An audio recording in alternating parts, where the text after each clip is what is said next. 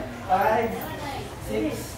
1, 2, 3, 4, 5, 6. 1, 2, 3, 4, 5, 6. 1, 2, 3, 4, 5, 6. 1, 2, 3, 4, 5. Sino ang 1, Tomas? Sige, sige kayo. 1, dito 1. Sige, 1 dito, 1. Dito kayo. Unang pangkat, dito kayo. Sige. Dito kayo, pangkat. Unang pangkat. Nasa ba? Ay, nabali na kayo. Sige na. Uy, dalawang pangkat. Dito. Unang pangkat, sige na. Dito kayo, unang pangkat. Group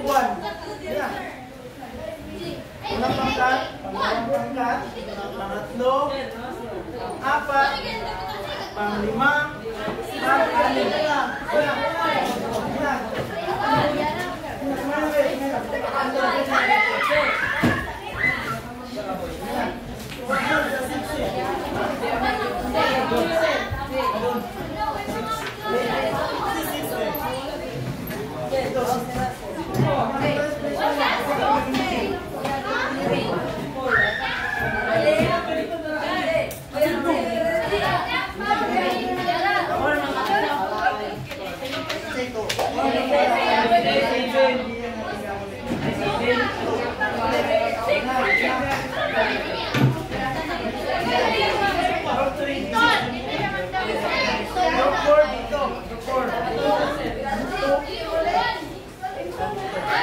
Group 5 dito ha. 5. Group 6 dito.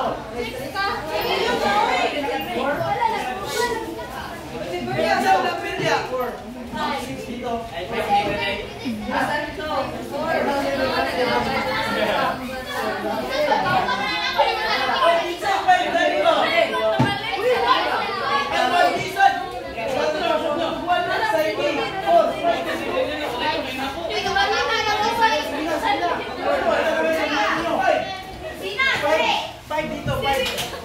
Dito 5. Dito 6.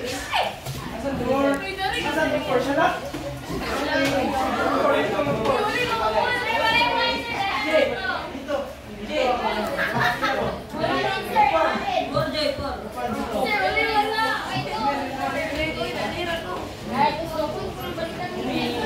Sa aktividad niyong gagawin, napakadali lang. Group 4 yan. Bawat lugar, maganda kayo ng isang papel. Kung bond paper, pwede. Mas maganda kung may bond paper.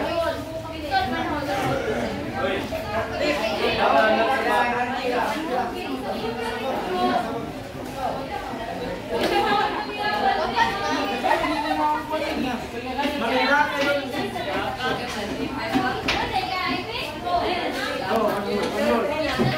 Maganda kayo ng manual kasi. Yes. Lalo na yung pangkat.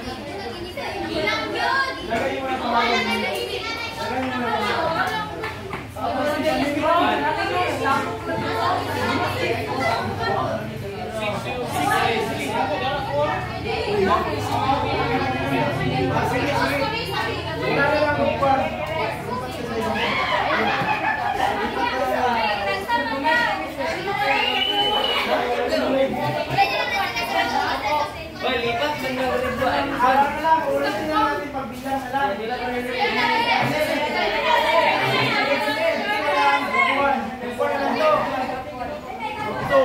Group 3, Group 4, Group 5.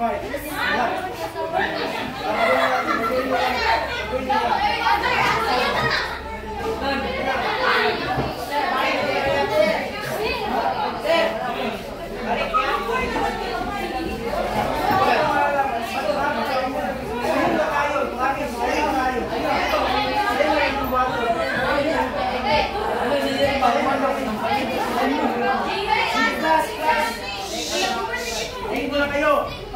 Ito ang gagawin nyo. Ito ang gagawin nyo.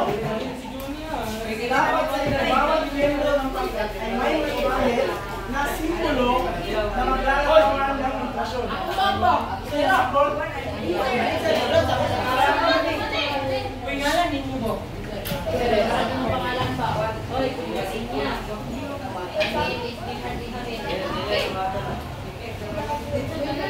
Ano yung sabihin yan?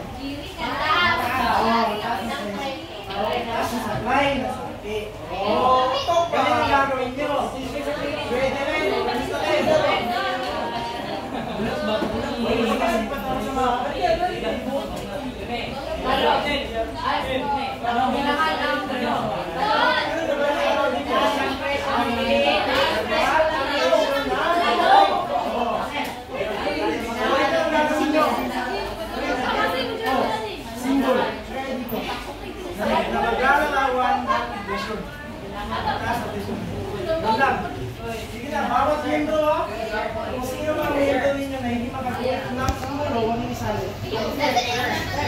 May isa na nakakagulin na ganyan. Isa lang.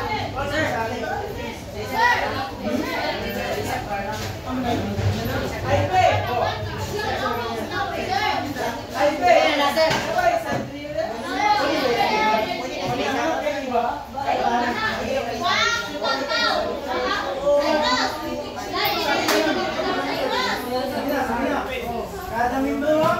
Kada membro may ganyan. Halimbawa, naglalalaman ng inklusyon.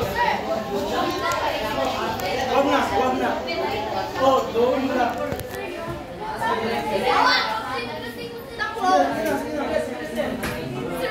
Kung sino sa mga pangka ang hindi makakagawa ng ganyan, huwag niya isaya.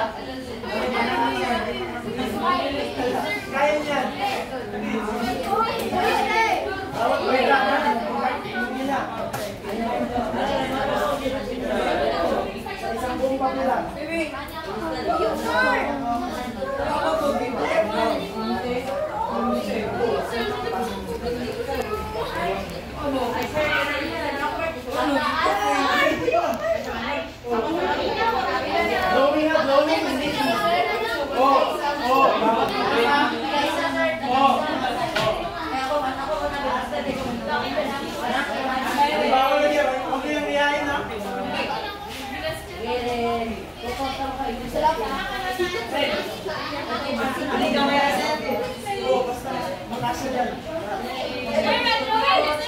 Yes.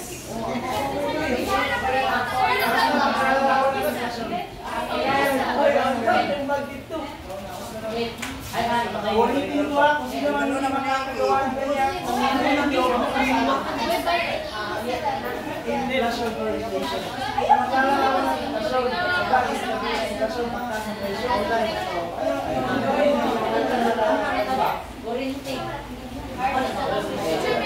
O ano kasi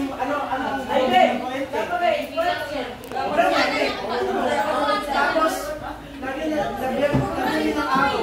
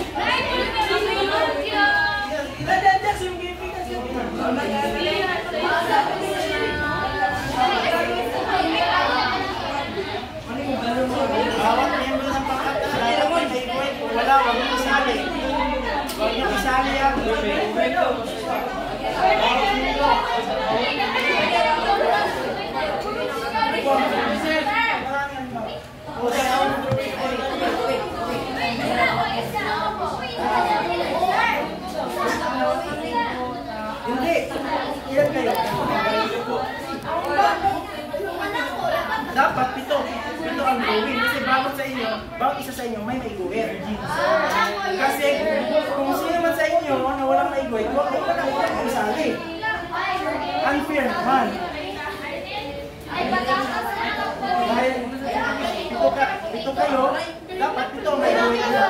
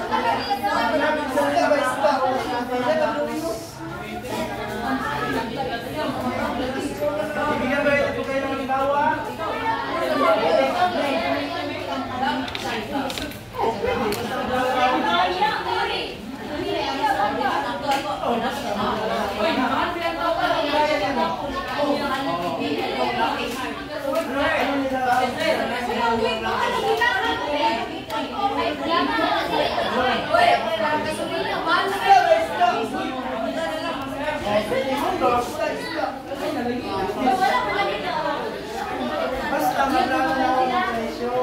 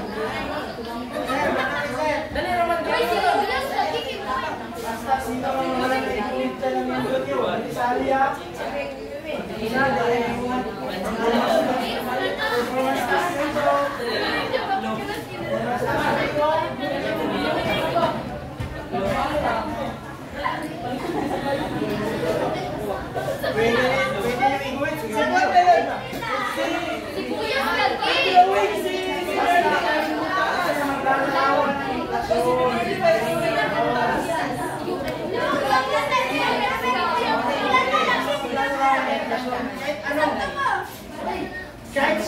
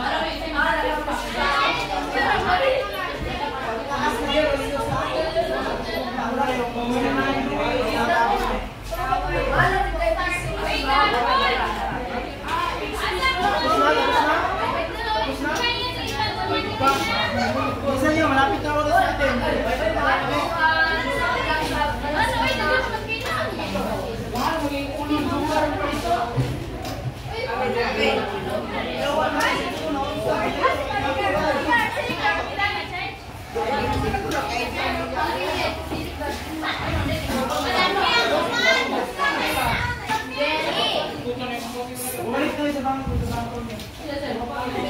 Pili mo tapos na. Tapos na. Ang kana.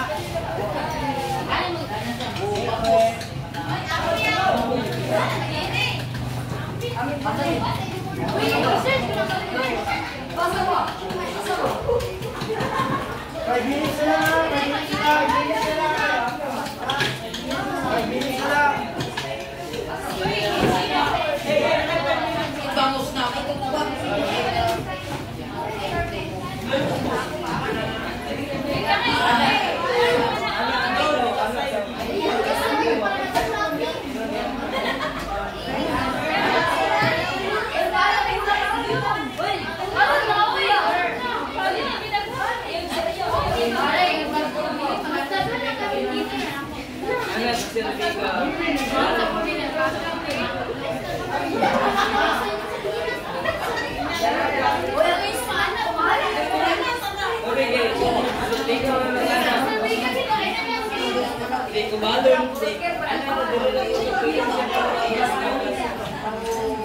Hindi pa nakapasa.